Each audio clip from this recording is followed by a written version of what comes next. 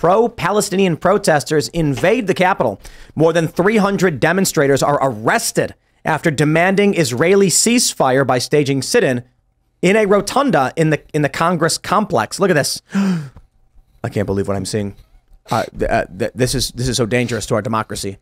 What these people did here, disrupting an official proceeding and, you know, parading in a government building. I guess 20 years. What do you guys think? 20? 18? Lock them up. At least 18. Solitary. For the leader. No trial. No, we'll just spend 2-3 years prosecuting them. We'll send search warrants to their homes. We'll bring them back to D.C. We'll make them spend tons of money on legal fees. And, oh, wait, no, none of this is going to happen. Straight to jail. They should have, like, somebody should Photoshop in the Q shaman in there. Like, someone did that already. They put the shaman hat on Rashida Tlaib. Or the in old a video. Lady, or the old lady with the American flag. That was not in the Capitol. That was somewhere else. Yeah, that one really frustrates me. It's so annoying. I see high-profile people be like, "Look at this little old lady. She was in Michigan or something." Oh wow! Like, there's just some random old lady from a different Oklahoma or something like that. Because my brain goes, she wasn't at the my brain goes right to like in my brain that her and like the shaman guy are like right next to each other at the same time. Capitol Meemaw. Yeah, the little lady with the American flag, she was not at the Capitol. I mean, I could be wrong. My understanding is like that was debunked a long time ago. Well, January 6th was a huge disappointment, and the disappointments keep rolling out. Yeah, but in all seriousness, yeah, none of these people should go to jail for a long period of time. I don't care that they protested in the Capitol, but we can see the double standard. Oh, sure. Right in front of our eyes. What's going to happen now is the left is going to come out. First of all, I think Dave Smith came out and made this point that, you know, if you're calling for them to be arrested, it was the feds who did it. It was not the leftists who put you in jail. Yeah, but here's the problem. And I agree with what he's saying, but this is exactly what they expect. Yep. The libertarian, conservative, post-liberal faction are going to say, no, don't arrest them because we're good people. And we'll go, okay, you got it. And then if you fart, they'll come and beat the crap out of you and lock you up for 2 years. Because they're not living by the same agreement, right? Exactly. They're saying we would do it to you, but you shouldn't do it to us. Yeah. And also they feel justified in what they're doing. And that is sort of never going to go away. I think the biggest issue is that there's a two-tier justice system here, and it's obviously falls around political lines. We don't play by the same rule book. It's a real problem in the country. Hardcore leftists will do anything and everything by any means necessary. That's how they operate politically, and other people just find that unsavory, and they don't want to throw down that way. And so we're always going to be at that disadvantage. And to the average person, because they don't understand that the media won't report on it in the same way, it won't be given equal time or equal explanation by the media. You won't understand that this is happening there right now. So nobody ends up finding out. Nobody who isn't politically initiated will end up knowing. Yep. I do think this is good, though, because the mask has dropped again. And so people who are on the fence, people who are centrist, who think, oh, I just don't like the fighting. Oh, you know, X, Y, Z. I can't pick a side. It'll help them to really see what's happening here and why there's such a disparity and how they should not be voting for leftists. But I don't think it's enough to change it, to be honest. I feel like this group is going to have the same supporters no matter what. Hardcore, yeah. And ultimately, the infighting over whether or not to support Palestine or Israel is going to disrupt leftist communities, but I don't know that it will ultimately make them abandon the party, right? They'll always unite behind Democrats. I think hardcore leftists will always unite behind Democrats. I'm sure that there are some people who are sympathetic to leftist causes, and this is a leftist cause, even though, you know, I'm certainly sympathetic to anyone who was blown up by the Israeli government unjustly. That's horrendous. But this is by and large a leftist cause in the United States. And I hope that people can see that at least the people leading these groups in Washington, D.C. are completely hypocritical. But you know, there's two great stories in our traditions. There is Chicken Little, and there is the Boy Who Cried Wolf. Yes. What happened in Chicken Little? Did the sky actually fall down? I think the sky did fall down. Yeah, is In the movie, it's aren't like they a the same spaceship. story? Like the kid's Yes. like wolf, and they're like, nah, there's no wolf. He's like, there's a wolf. Like, oh, there's a wolf. No, there's no wolf. And then he's like, okay, now there's actually a wolf. Like, get out of here, kid. And then the Chicken Little wasn't it? The chicken was like, the sky's falling, and they're like, shut up. And then he said it again, and they shut up, and then finally it fell, and no one believed him or something. Yep. Yeah.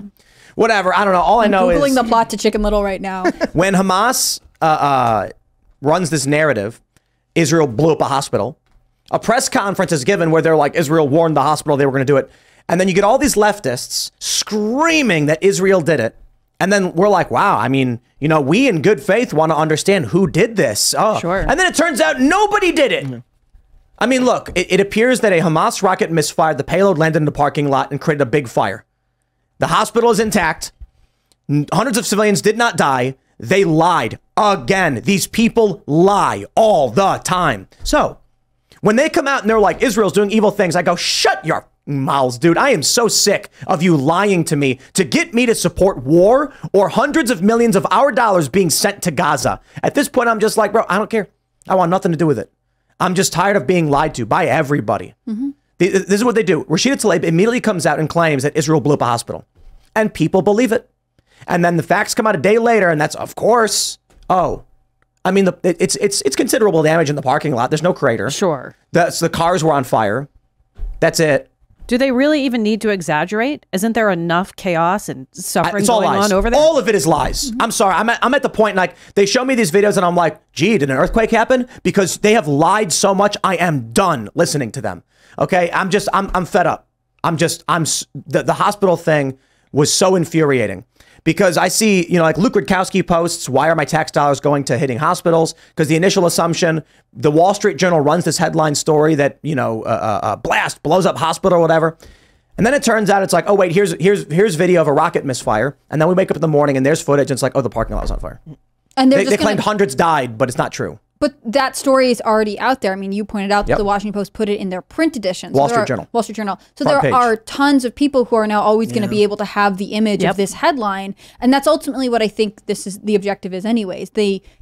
It's not to get truth out there. It's to whip you into a frenzy to support the cause, which is, one of the grossest parts of politics in any country, but definitely in America. And way worse now in the, with war being as, in the information around war being as immediate as it is, you just leak the story, you put the story out there. And yeah, sure, maybe 5 to 10, 20% end up reading the retraction or see the follow-up headline, but that's a large amount of people, a vast number who will never know that that's not what happened here. And even if you do print a retraction, I mean, the thing about war reporting is that it's all happening so fast, it's very difficult to verify, which means that as the consumer of it, you should be very careful about what you're seeing and what is being told to you. But people don't do that. And so by the time, the Wall Street Journal says, oh, maybe we got it wrong, actually 7 other things have happened that they've reported on. So it doesn't really matter. That just never leaves gets you fully angry. corrected. Yeah.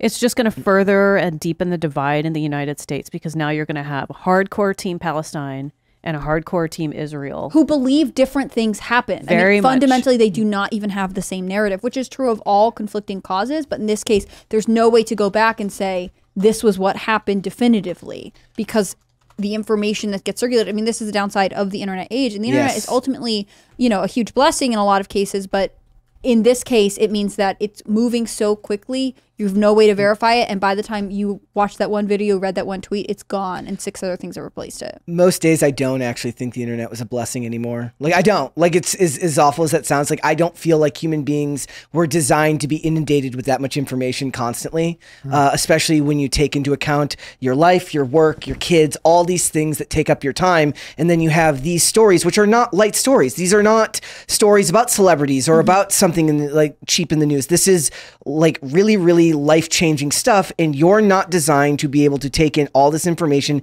endlessly, be able to parse through all the facts and figure it out. They have to rely on people to do that, but we can't rely on the media to be the ones to do that openly and honestly. This is the crazy thing. For the entirety of human history, up until the last 80 years, or maybe 100 years, news was few and far between, was rare. Or local. Just very local. Or very local, but barely. So there was a newspaper from up in Martinsburg. I forgot where it was pulled from. Someone was telling me about it. And it was like one of the front page stories was that a guy broke his door on his storefront or something. Like the newspaper was like, Jim broke his door. And you're like, oh, Jim broke his door. Like imagine about your community. Imagine if your newspaper said like your next door neighbor's dog got out. You'd be like, oh, wow, that happened again. That was news. Now it's like every headline news is like Hitler has returned from the grave and, World War XVII is happening. And they're competing on a huge scale. They need attention from everyone on earth. It's the same reason why people are more likely to know who's running for president than who's actually running for mayor, even though the mayor makes more decisions about their town. Yeah, absolutely. I mean, I think you're right. The deluge of information is definitely a hindrance for the internet. And I go back and forth. Sometimes it is awful, but the internet allows me to work the job I have right now. The internet allows tons of families to homeschool their children effectively. The internet allows people to, travel and experience the world while they work remotely. And so as much as I want to hate the internet all the time, we are past the point of going without it. And there are all kinds of things that suffer when we don't have the infrastructure for the internet. I think about rural communities that don't have access to, hospitals or reliable emergency service lines, partially because all of that goes through the internet. But I do got to give it up to the internet, because imagine what life was like before it, when the government would put out a statement saying Hamas has blown up a hospital, now you can killing hundreds of people, and you were like, wow, and that was it. Yeah. I was talking to a friend about his family and their view of institutions, and their view of institutions are that institutions are absolute. And it's kind of crazy. Like, the general idea is, if it's said on TV, it is true, period. The internet is all fake. And that's the world they live in. But that's like a lot of people who are voting Democrat, who are watching MSNBC and CNN. And I think it's an older generation too, because the internet is more scary. It's not to be as trusted. And to be fair to the internet, a lot of crazy stuff comes up on the internet. I mean, it is where ideas are fleshed out in a way that they are not in mainstream media. Trust the experts, right? And it asks more of you as the person consuming the information to be able to make up your own mind about things. I do understand that, right? Like, when I make that statement, that's a more doomer take on it. Like, look, we're just not. But at the same time, when it was just 4 news networks deciding what information you were given, then you've put all the power in the hands of the most elite members of society who will never have your best interests at heart. I just find that people have talked about how like in the age of the internet, like, we stop looking at things the way we did before, right? Like, now when you go to look something up, you're hit with so much that you just, at least for me, I find it difficult, right? Sure. To parse through all the information. And if that's difficult when that's your job, it's even more difficult if you're just somebody who's trying to stay up on current events while taking your kids to soccer practice, working your job. That's just, it's a lot to ask of people, but with freedom comes the responsibility to do that. Yeah. It's psychologically fatiguing, and it's probably related to why we have so many anxiety disorders now when we didn't back in the day, the day before the internet. Because there's no way to unplug. But I like having electricity and all those I like electricity for sure. Air conditioning, that's a good one. With the internet, though, I don't think it's as addictive as maybe there were people who were glued to their TV, definitely when major events were happening. But the internet is addictive in a way that mainstream media in the traditional television or radio format is not. And that has to do with the fact that it's interactive, that you have sort of personally invested yourself if you have like a social media profile. And it means that you constantly want to be checking in on it. Whereas at one point, the news got boring and you would turn it off and do something else. Thanks for watching this clip from the Timcast IRL podcast. Hang out with us live Monday through Friday at 8 p.m. and become a member over at timcast.com for uncensored, members-only shows exclusive. Thanks for hanging out, and we'll see you all next time.